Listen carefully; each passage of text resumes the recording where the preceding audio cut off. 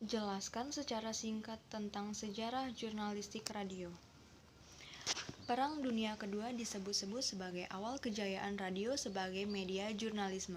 Menurut John Vivian, November 1916 merupakan titik tolak jurnalisme radio ketika radio-radio di Amerika Serikat menyiarkan hasil pemilu. 1922 sampai 1938 terjadi percekcokan antara radio dan surat kabar. Radio menyampaikan berita yang dimuat di surat kabar. 1938 sampai 1946 ekspansi cepat jurnalistik radio yang didorong oleh Perang Dunia Kedua. 1946 sampai 1960 transisi jurnalistik radio dengan kehadiran jurnalistik televisi. 1960 sampai 1980 jurnalistik radio dipengaruhi penggunaan FM yang mendorong berita radio. 1980 sampai sekarang jurnalistik radio menjadi menu wajib dalam program radio untuk meraih pendengar lebih banyak dan lebih beragam. Nomor 2, jelaskan pengertian bridging dan contohnya. Teknik bridging adalah teknik yang menjembatani dua topik yang tidak berkaitan, namun pada akhirnya bisa menjadi nyambung. Yang nomor 3, berikan 5 saran Anda untuk penyiar radio di Indonesia. Yang pertama, harus memiliki kepercayaan diri, lalu memiliki sifat kreatif dan aktif, jangan takut bicara, lalu harus memperhatikan mood, dan yang terakhir harus memiliki rencana cadangan ketika sedang menyiarkan radio.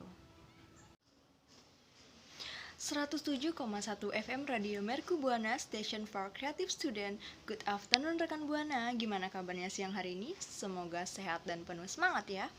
Di edisi Senin 23 Mei 2022, Nadira akan menemani rekan Buana selama 2 jam ke depan tentunya dalam program acara YSL atau Your Song at Lunch, di mana rekan Buana dapat merequest lagu, titip-titip salam, dan ikut berpartisipasi dalam topik kita siang hari ini.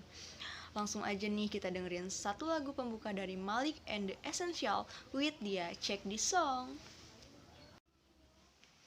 Sudah jam 1 siang waktunya Nadira untuk undur suara, tapi jangan sedih nih rekan-rekan Buana, karena Nadira bakal mengudara di acara YSL atau Your Song at Lunch setiap hari Senin dari jam 12 sampai jam 1 siang.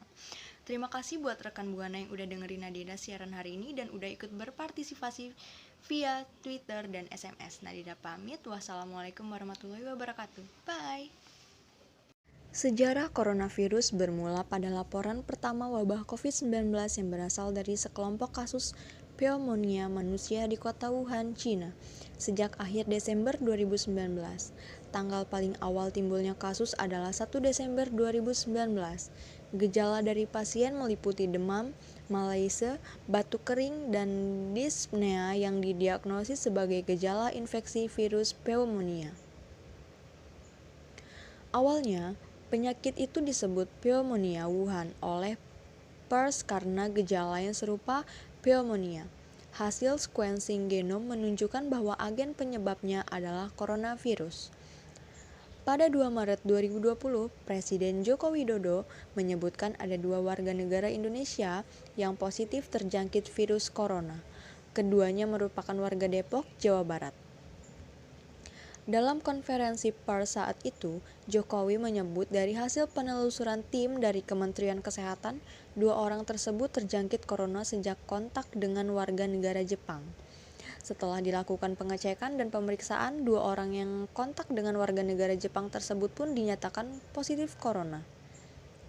2 pasien kasus pertama COVID-19 di Indonesia yaitu seorang perempuan berusia 31 tahun bernama Sita Tia Sutami dan ibunya Maria Darmaningsih yang berusia 64 tahun. Pada akhir Maret 2020, positif corona Indonesia telah mencapai 1.528 kasus. Dari jumlah itu, korban meninggal mencapai 136 orang dengan jumlah yang sembuh 81 orang. Kini, setelah 1 tahun pandemi COVID-19 menyebar di tanah air, total kasus positif telah mencapai 1.341.000 juta orang. Semoga pandemi COVID-19 segera berakhir dan bumi kembali sehat. Tetap jaga kesehatan, tetap patuhi protokol kesehatan yang sudah dianjurkan pemerintah, dan terapkan 3M, memakai masker, menjaga jarak, dan mencuci tangan. Terima kasih. Sebagaimana kita tahu, bullying merupakan segala bentuk penindasan atau kekerasan yang dilakukan dengan sengaja oleh satu atau sekelompok orang yang lebih kuat atau berkuasa terhadap orang lain, bertujuan untuk menyakiti dan dilakukan secara terus-menerus. Kami ingin bertanya kepada masyarakat sekitar bagaimana tanggapan mereka tentang banyaknya kasus bullying di sekolah saat ini. Bagaimana pendapat Anda tentang bullying di sekolah?